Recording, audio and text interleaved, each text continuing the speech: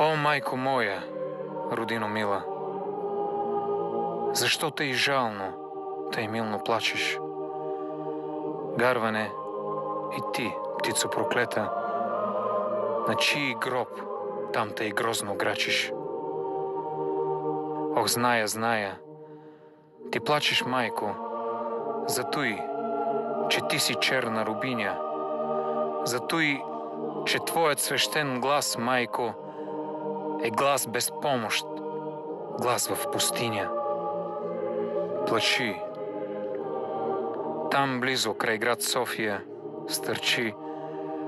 Аз видях черно бесило и твой един син, Българио, виси на него със страшна сила.